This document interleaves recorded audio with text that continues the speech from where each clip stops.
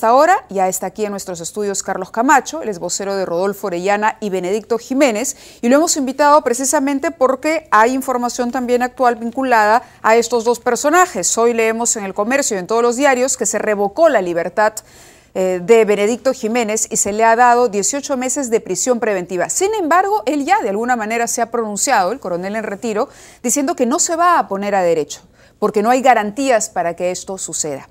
Carlos Camacho, su vocero, está con nosotros esta noche. Bienvenido, Carlos. Buenas noches, Mávila. Yo soy vocero de Rodolfo Orellana, amigo de Benedicto Jiménez y, bueno, estamos preocupados por él, ¿no? Pero, en cualquier caso, ¿vas a ser hoy de vocero de Benedicto o no? Voy a comentarte cosas sobre Benedicto, cosas que conozco y cosas que sé actualmente. ¿Has hablado con él? He hablado con los abogados. Como tienes conocimiento, cuando se realiza después la primera audiencia en la que se determina que él va a seguir este proceso en comparecencia, se le da ciertas reglas de conducta, entre ellas no tener vínculo con personas cercanas a Rodolfo Orellana. Entre ellas me encuentro yo. Entonces, desde ese momento, él decidió asumir, obviamente, acatar las reglas de conducta que le impuso el juzgado y la sala. También el pago de la caución y también no salir de Lima, en fin, todo lo acató y aún así le revocaron la condena. Parece que vivimos en un mundo al revés, ¿no? Se liberan terroristas y se intende perseguir a quien los capturó. No, no tanto. De acuerdo al fallo al que ha tenido acceso el diario El Comercio, se publican una serie de detalles, por ejemplo, en los que Benedicto Jiménez no habría colaborado con la investigación que está llevando a cabo el Ministerio Público. Por ejemplo, no ha concurrido a ninguna de las citaciones a la Fiscalía. Tampoco ha entregado información requerida, que es justamente la que tiene que ver con el testimonio de constitución, por ejemplo, de la empresa Juez Justo, esta revista que se editaba y donde presumiblemente se atacaba a los enemigos de Rodolfo Orellana, y tampoco ninguno de los estados financieros. ¿Por qué esto? ¿Te acuerdas que en un primer momento se habló de las citaciones al Ministerio Público? Citaciones que no existieron después de la primera audiencia. Entonces, él ya no debió asistir a ninguna comparecencia. Y los documentos que dice la Fiscalía que no se remitieron, los tiene la Fiscalía, Mávila. ¿Te acuerdas la oficina que allanaron? La oficina de Guardia Civil. Sí. Esa oficina pertenece a Juez Justo. Todos los documentos de Juez Justo estaban en esa oficina. Y todos esos documentos fueron incautados por el Ministerio Público. Los tiene el Ministerio Público en su poder y nos pide a nosotros que lo presentemos. Ellos los tienen. ¿Pero y por qué se los piden entonces si los tienen? Por tratar ellos, por su parte, de alargar esta investigación y por querer conseguir lo que han conseguido, que se le revoque la orden de comparecencia restringida por la prisión que ahora tiene. Al margen de eso hay una disposición judicial, hay una decisión judicial, y el señor está actuando en contra de lo que dispone la justicia. Él ha dicho que está, primero, grave de salud. Estos temas lo han afectado tremendamente. El señor tiene 2 operaciones al corazón. Tiene un bypass, tiene un marcapaso, señor Benedicto Jiménez. ¿Eso justifica la clandestinidad? No justifica, pero el temor que él tiene por su vida, porque lo vayan a mandar a un penal donde exista personas que él ha capturado y que él ha metido presos, eso sí lo perjudica. Ahora, pero yo creo que contamos con un sistema, o queremos, por lo menos los peruanos, creer que contamos con un aparato de administración de justicia que podría perfectamente salvaguardar la integridad física de Benedicto Jiménez, pero eso de ninguna manera justifica que él diga no acato la justicia de la que en algún momento él estuvo de lado, porque a Benedicto Jiménez lo recordamos los peruanos por haber sido uno de los artífices de la captura de Abimael Guzmán. Sin embargo, no entendemos en qué momento cambió, para decirlo en criollo o en peruano, en qué momento se maleó Benedicto Jiménez. No se maleó. Ese es un argumento que utiliza mucho el congresista García Belaúnde, que lo llama policía malogrado, por participar solo como director de Juez Justo con Rodolfo Orellana y como su abogado. De repente, en el tema de las querellas, se cometieron unos excesos, como lo ha reconocido el propio Rodolfo Orellana, pero no tiene mayor participación Benedicto Jiménez que en eso, Mávila. Es una decisión la que ha tomado, que personalmente podemos o no compartir, o con la que podemos o no estar de acuerdo, pero en todo caso es una decisión de él. Él no se siente seguro. ¿Ha salido del país? No, él se encuentra en el país. ¿En Lima? En Lima, sí. Cuando tú te encuentras en un proceso y te sometes a él, teniendo en cuenta que vienen denuncias por parte de gente que tiene muchos intereses y gente que tiene rabo de paja, incluso de repente más largo que el tuyo mismo, y te encuentras que el Poder Judicial y el Ministerio Público hace caso de todas estas denuncias sin investigar cuáles son los intereses que están detrás. Cuando tú te encuentras con un Poder Judicial tan diligente, sorprendentemente diligente, como en este caso, que actúa de la manera más rápida por la presión de los medios y la presión política, entonces te hace dudar de que puedas tener la garantía de que se lleve a cabo un debido proceso en tu contra. Tú hablabas del allanamiento precisamente a las instalaciones, al local de la revista Juez Justo, que es donde se detuvo a Benedicto Jiménez inicialmente.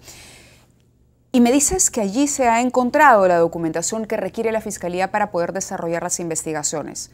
De acuerdo a información que ha sido publicada recientemente, también se han encontrado sellos de diversos juzgados, de paz, de Lima y provincias, sellos de notarías, y de acuerdo a la información que maneja este programa, incluso sellos de huellas digitales. Eso es cierto. ¿No se supone que era una revista? Te cuento, yo estuve presente en el allanamiento. Yo estaba saliendo en ese momento de la oficina, porque esa era mi oficina, y me tuvieron hasta las 4 de la madrugada porque no había ningún representante por parte nuestro. Y el edificio es grande, tiene 3 pisos. Los allanamientos y las diligencias se dieron de manera simultánea en los 3 pisos, sin abogado de nuestra parte, sin una persona que nos represente, que esté al tanto de lo que se va encontrando y lo que no se va encontrando. No podíamos estar yo al menos en los 3 pisos a la vez. ¿Pero cómo justificas la presencia allí de estos sellos? Yo no tengo conocimiento de estos sellos, yo no sé. ¿No le has preguntado a él? ¿No han hablado sobre eso? Él no tiene conocimiento de estos sellos, por supuesto. Que aparecieron de pronto. La Fiscalía dice que estaban ahí.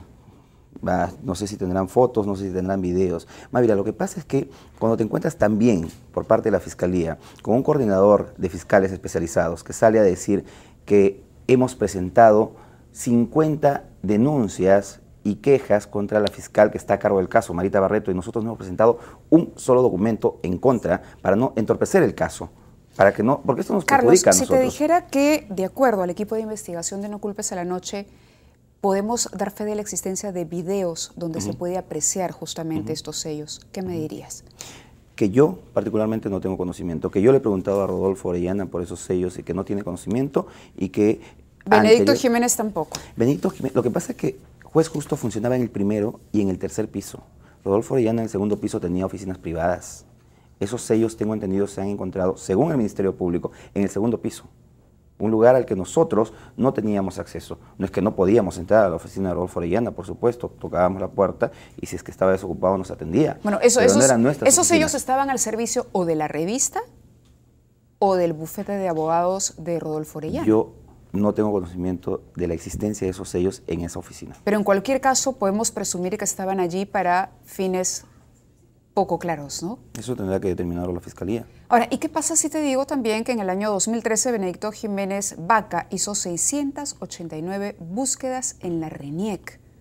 Pero de repente si vemos las búsquedas de la RENIEC que se hacen en Canal Eno o en América Televisión por un trabajo periodístico, encontraremos muchas más. Mávila, tú sabes que los trabajos de investigación requieren búsquedas a nivel de los medios o las redes que te permite ahora la Internet. Para hacer trabajos de investigación, coincidentemente, donde los protagonistas todos eran enemigos de Rodolfo Orellana, José Antonio Peláez Bardales, Bernardo Bardales, otro Bernardo Bardales, Jaime Alfredo Valencia Cantuta, José Carlos Ugaz Sánchez Moreno, Víctor Andrés García Belaúnde y muchos más. Es más, dentro de la constitución de COPEX, esta empresa famosa por el asunto de las cartas fianza, acá en la lista de fundadores está el señor Ángel Neira Olechea, quien ha señalado que esta no es su firma y que esta no es su huella tampoco.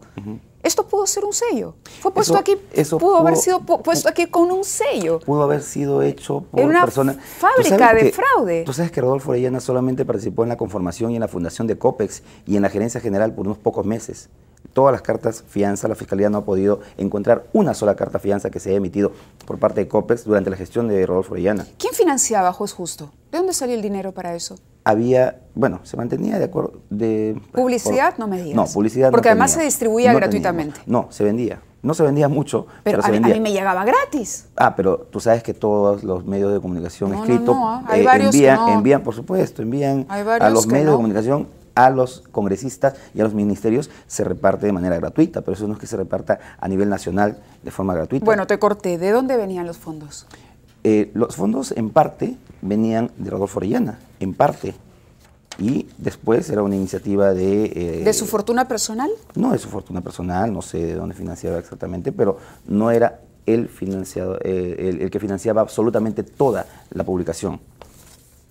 ¿Pero cuál era el fin de esa publicación para Rodolfo Orellana? ¿Qué ganaba él? El fin de esa publicación, ¿Era un negocio? Mávila, no era un negocio. Era efectivamente, y él ya lo ha reconocido, de manera equivocada, sí, pues, atacar, por eso es que tiene coherencia con lo que me acabas de decir.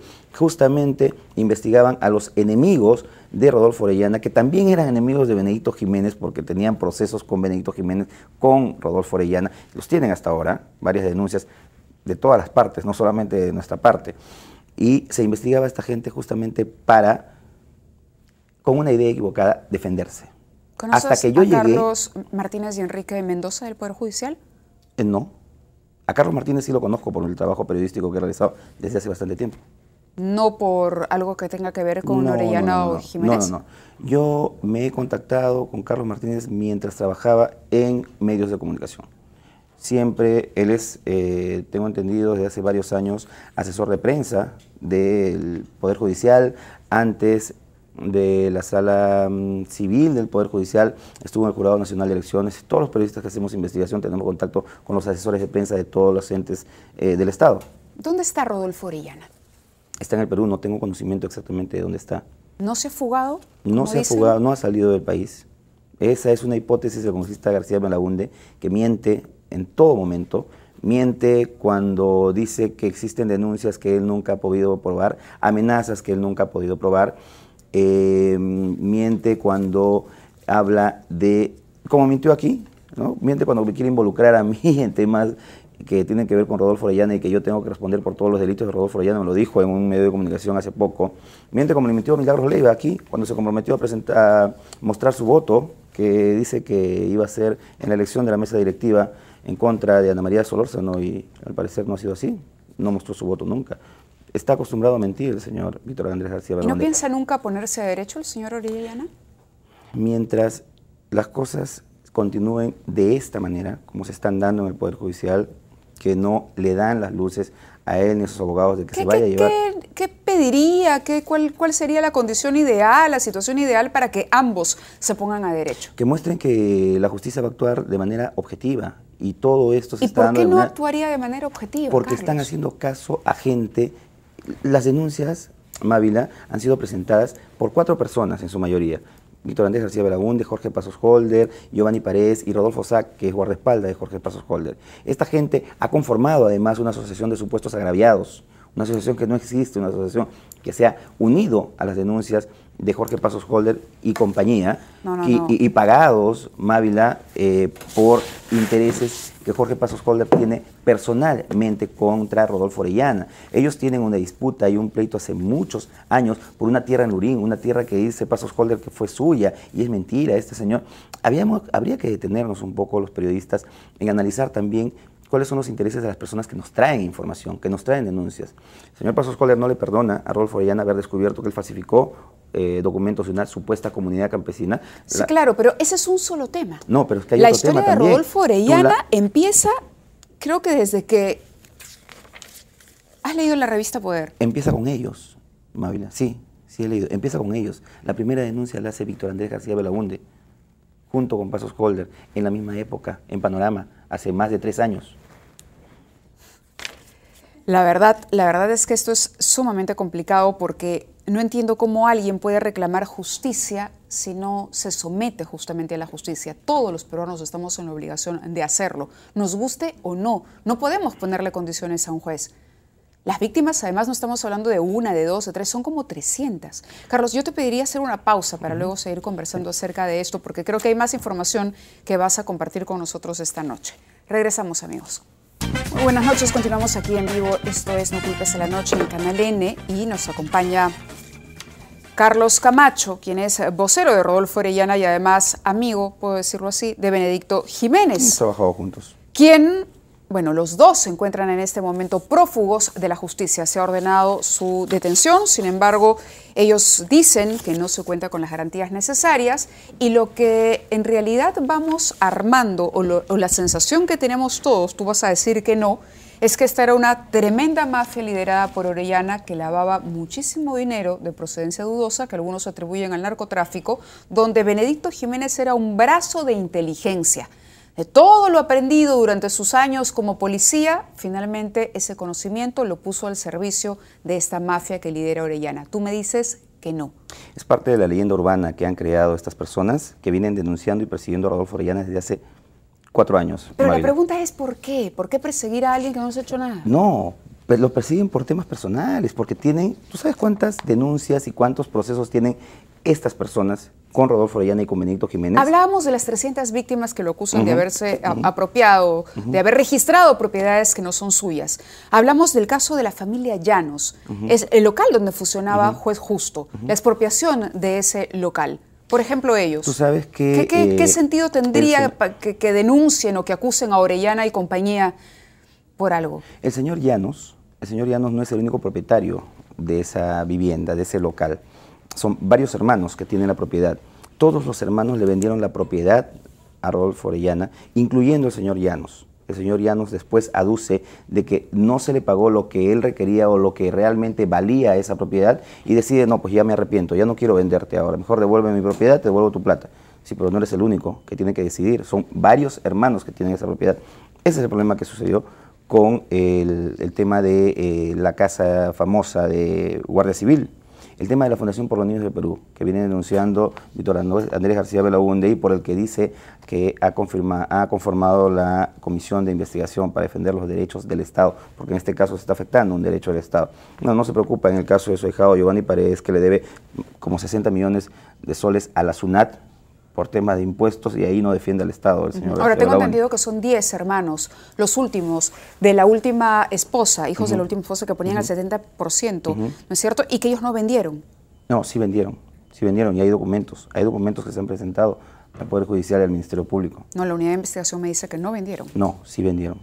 Han conversado ustedes con el señor Llanos, pero no con los demás hermanos. ¿Tienen ustedes la documentación para probar eso? Y se ha presentado al Poder Judicial. Lo que pasa es que estas denuncias vienen desde hace mucho tiempo y son denuncias, Mávila, que no han prosperado en la Fiscalía y en el Ministerio Público y en el Poder Judicial porque no existían las pruebas, tal como la denuncia que presentó Víctor Andrés García Belaúnde. Ahora, pero esa operación todavía no está en registros públicos, ¿no? No está en registros públicos porque todavía está en proceso. El tema está en proceso. Todos estos temas están en proceso de investigación y que se aclaren. Cuando la justicia determine quién tiene la razón, recién se podrán inscribir en registros públicos. Es lo mismo que ha pasado con la Fundación por los Niños del Perú. La Fundación por los Niños del Perú fue un tema que se vio en el Ministerio Público en el año 2011, cuando el señor García Belaúnde hizo la denuncia. En el año 2011 se resolvió que no habían las pruebas suficientes y se archivó, y aquí están los documentos. Apelan, y el año 2013 nuevamente una instancia superior vuelve a archivar el tema. Entonces, esta misma denuncia la vino haciendo hasta el día de hoy, denuncia que haya sido archivada en el 2011 y el 2013 ratificada, y la viene haciendo, y la continúa haciendo hasta hoy el congresista Víctor Andrés García Belaúnde. ¿De dónde proviene la fortuna de Rodolfo Orellana? Rodolfo Orellana, te cuento, está escribiendo un libro, eso te lo cuento como primicia. Va a contar su vida completa en ese libro. ¿Nos puedes adelantar algo? Me va a enviar un resumen esta semana. Bueno, ya me ha contado. Pero tú lo conoces, eres su amigo, eres su vocero. ¿De dónde proviene esta enorme cantidad de dinero? Él, después de que termina sus estudios... Porque entiendo sus orígenes son humildes. Son humildes. Él taxeaba para pagarse la universidad y bueno, estudió en la Universidad de Lima con una beca que él ganó, porque bueno, era un buen alumno.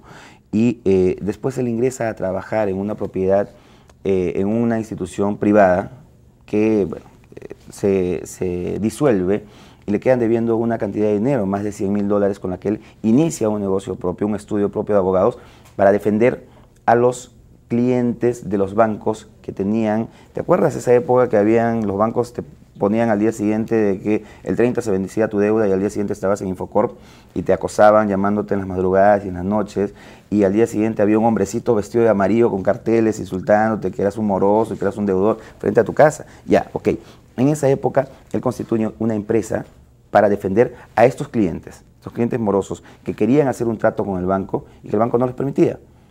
Comienza a ganar juicios y bueno, esa empresa se volvió sumamente exitosa porque había tantos deudores de los bancos y es ahí que empieza la historia de Rodolfo Orellana.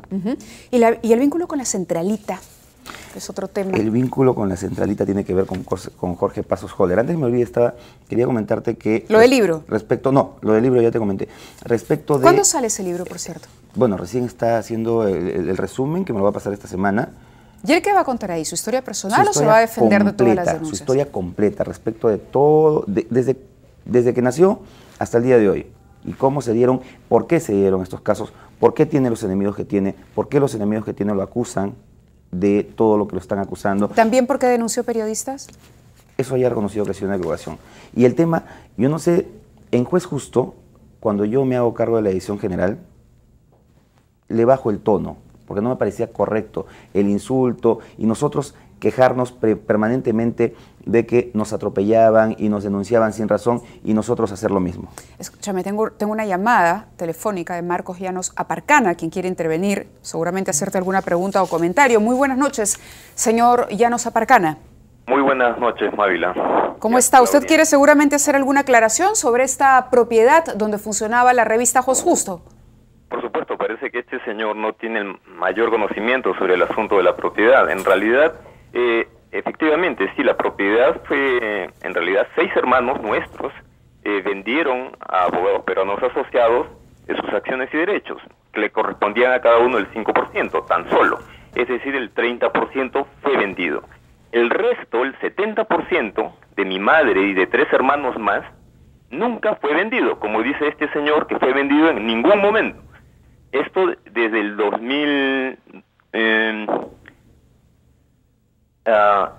desde el 2009 a la fecha venimos nosotros luchando.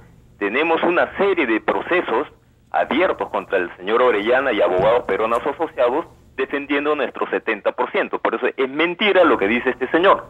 O sea, no hay un trámite en proceso en registros públicos donde se pueda dar fe de esa venta, porque esa venta no se ha producido simplemente. En realidad hicimos un proceso arbitral en donde quedamos en vender nuestro 70% a este señor, a Orellana, a través de abogados peruanos asociados, cosa que el señor nunca cumplió con el pago. Por eso que nunca se realizó a culminar la venta de la propiedad. ¿Y usted tenía información de lo que ocurría en esta propiedad? Por supuesto, ya desde el 2010 que empezaron a salir información pública, supimos que ahí ya habían una serie de empresas que venían funcionando en nuestra propiedad, inclusive era sindicado como el búnker de Orellana, ¿no? Con el famoso Plan Lorito. Así que nosotros hemos estado siguiendo día a día durante todos estos años todo el acontecer de esta presunta organización mafiosa. ¿Cuál es su acusación en concreto? ¿La expropiación de la propiedad? Exacto. Nosotros somos aún los propietarios del 70% de la propiedad, pero el señor Rodolfo Orellana Rengifo con Benedicto Jiménez, con su juez justo, han venido ocupando el 100% de la propiedad desde el año 2009 a la fecha, sin recibir a nosotros y a mi familia algún tipo de pago. ¿Y cuáles son las acciones legales que ustedes están tomando? Por supuesto, estamos tomando una serie de acciones legales contra el mismo señor Orellana y contra abogados peruanos asociados. Así que el señor Camacho es un mentiroso. Muy bien. Palabra del señor Llanos, entonces, propietario, dice, todavía de este local donde funcionaba esta revista, que no era solo una revista, ¿no? Claro, sino que él lo ha dicho bien, era el búnker de Orellana. Bueno, así lo ha llamado la prensa, ¿no?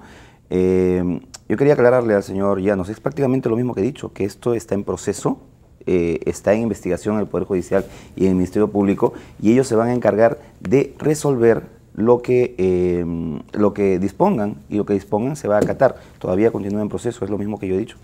Hay un detalle interesante sobre esa propiedad, y es que Orellana no pagaba los impuestos a la municipalidad, por ejemplo. Bueno, temas administrativos yo no veía.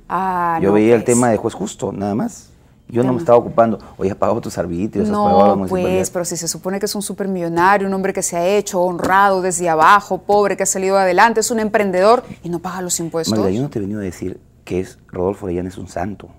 Yo no te he venido a decir eso.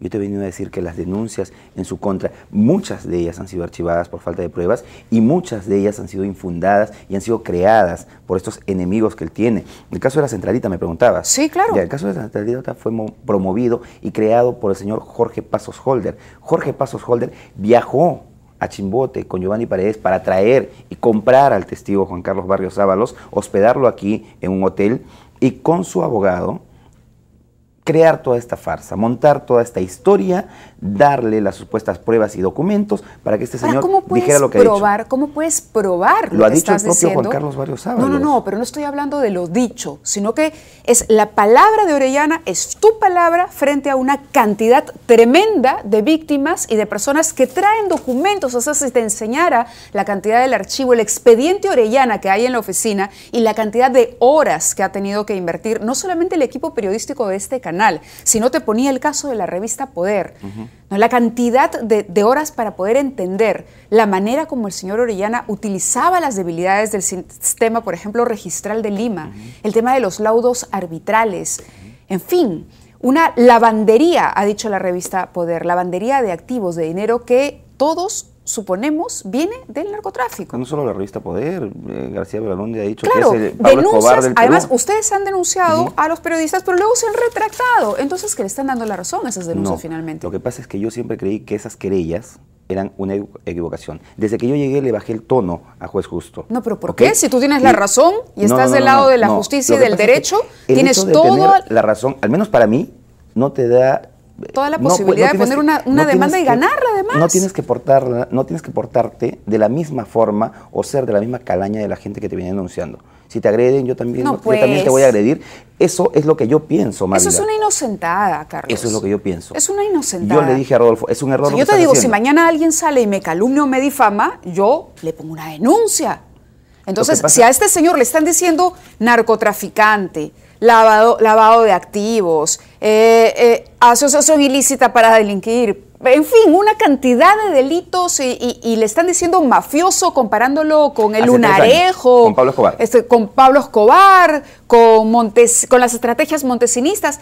Entonces, ¿tú crees que de buena fe el señor retiró las querellas porque no, pues él es un buen cristiano? En el tema de los periodistas, contra las personas que le han dicho todo lo que estamos hablando, todo lo que estamos mencionando. No, pero los periodistas recogían esas denuncias, recogemos esas denuncias para mí todavía. Fue un error pelearse con la prensa, y se lo dije desde el día que llegué.